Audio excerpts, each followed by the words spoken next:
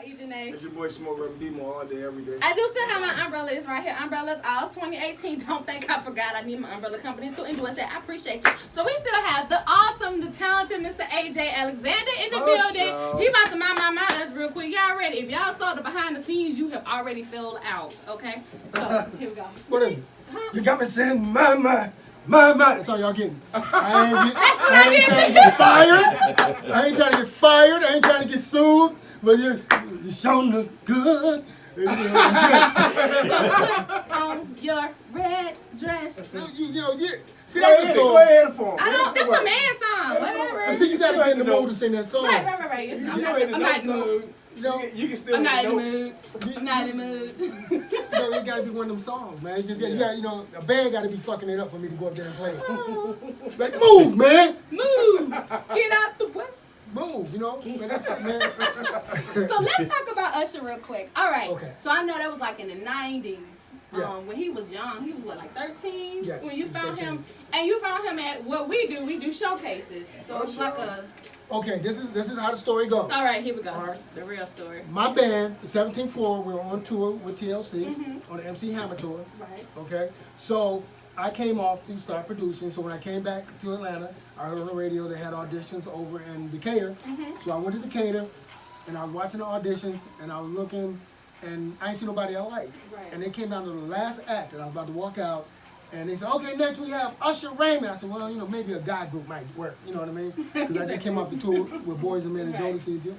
And I seen this kid, we belong together. And I'm like, okay. Yeah. I'm like, And I was waiting for the other 4 guys to come out. Right.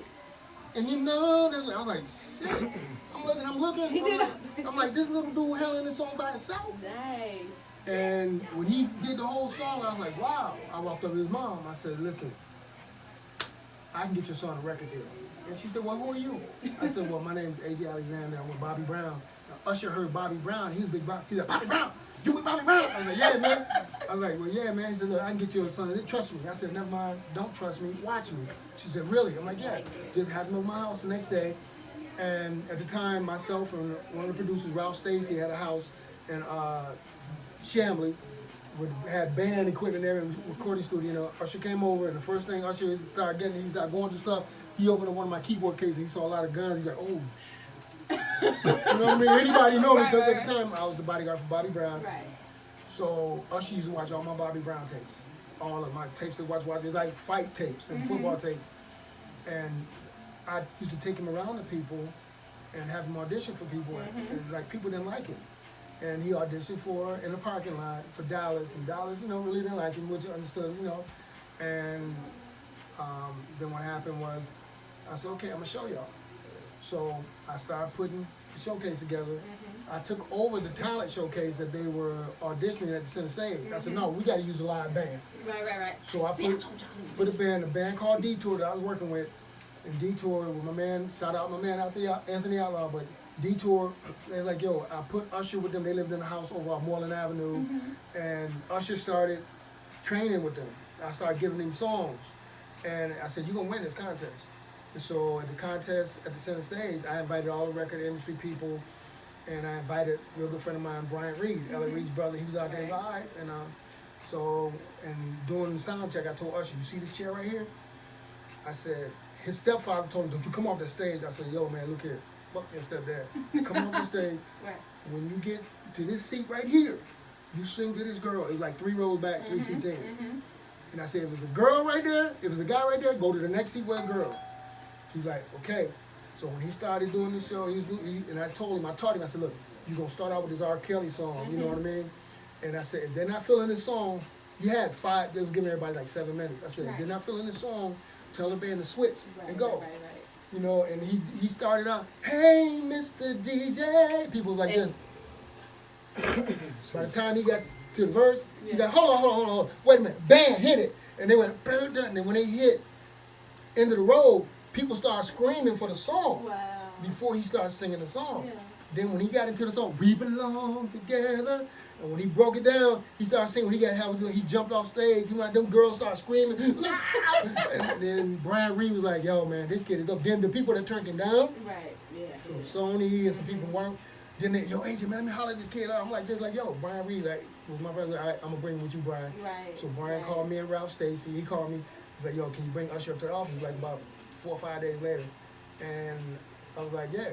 So Ralph Stacy, we drove up there to the office, and Usher was in LA's office. And LA, all right, young man, let's see what you're gonna do. So LA played End of the Road in the DAT.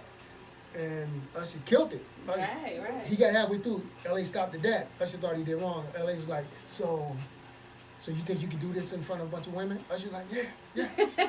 So LA called all the women in the office. I think Shanti Dawes, Sherry Reed, Sherry, all these girls was in there, and they all came in the office. Like about almost like 20 people in the office.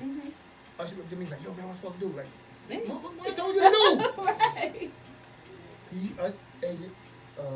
LA played it again. Usher started singing, and there was a girl named Cheryl.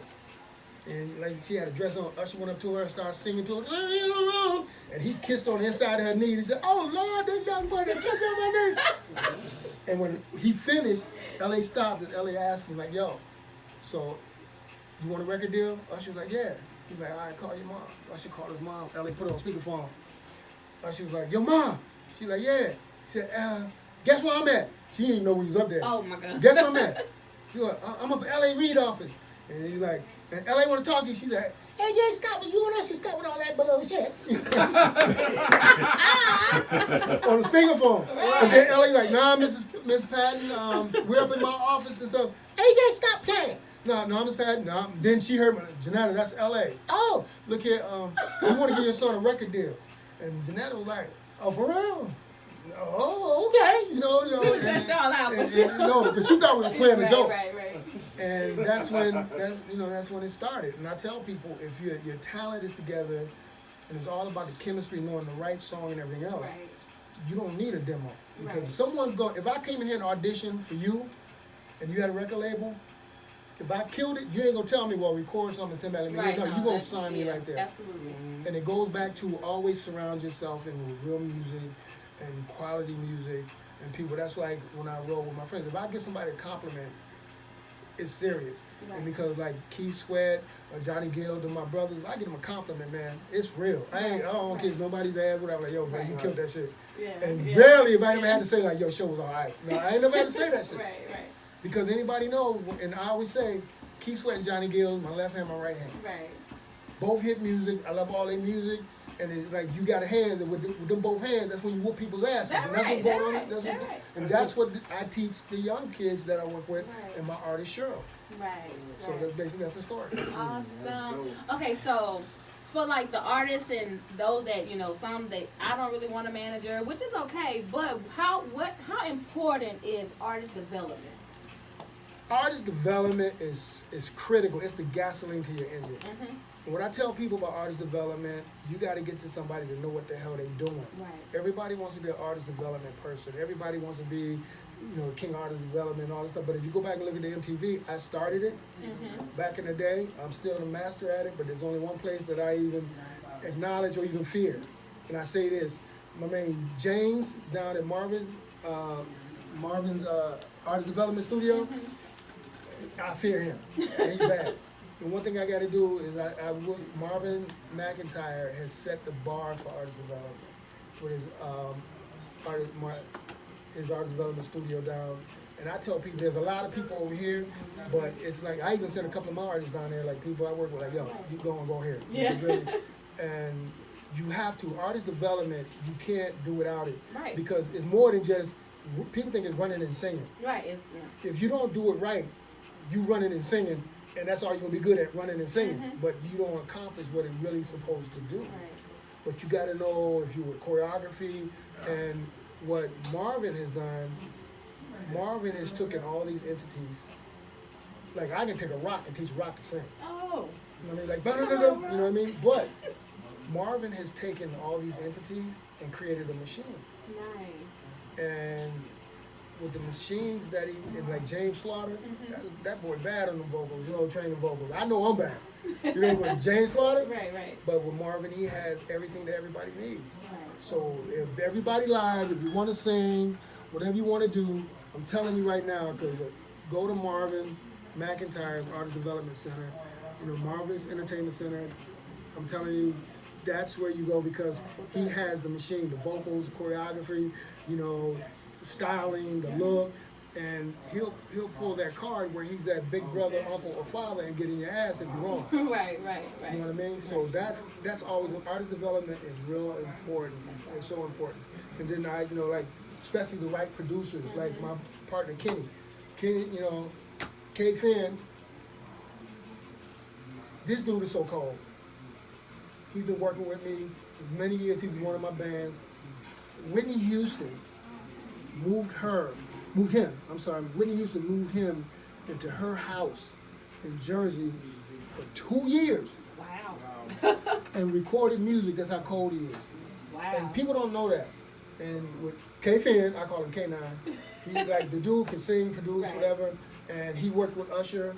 And he worked with, my artists. He was in the band. We played together and stuff like that. There's people that you just got to give that shout out to that helps and build. That's why my artist, Cheryl Boyd, I got to tell her story. Give it to her, yeah. With Cheryl Boyd, she couldn't get in the club when I started with her. Country girl from South Carolina. Right.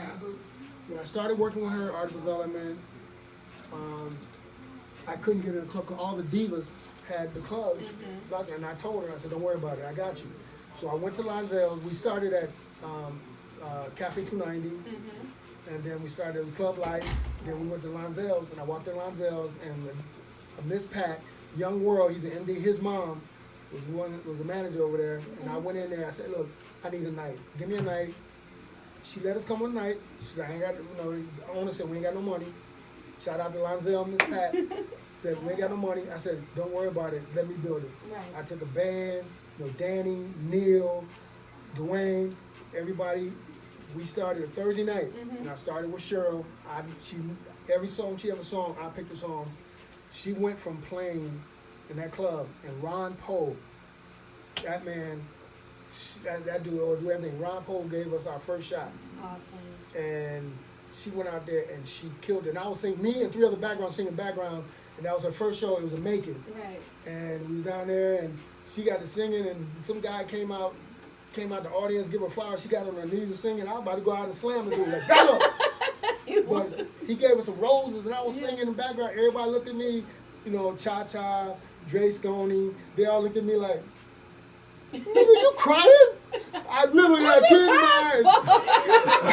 I was like, I'm serious. I literally had tears in my eyes, like, Why are you crying? Because most to see her, country girl, Right, big stage, absolutely. 4,000 people. Yeah. Right. And Earthquake was on that show. Right.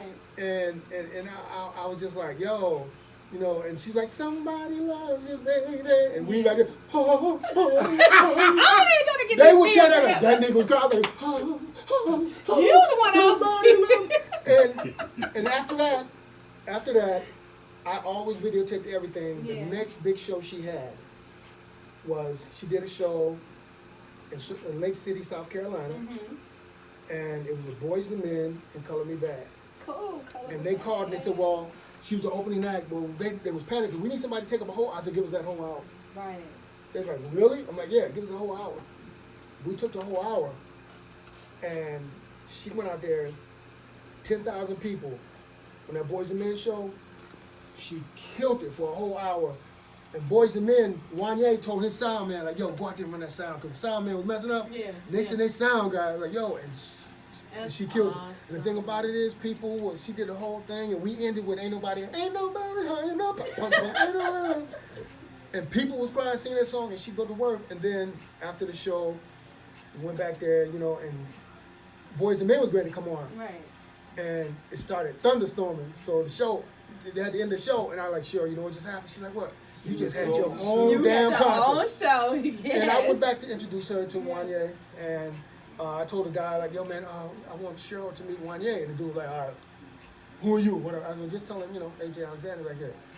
So she went back there and said, yo, there's some dude named AJ Alexander. He's like, oh, yo, that's my boy, bring him up. And when he came out, he saw Cheryl. He said, I should have known.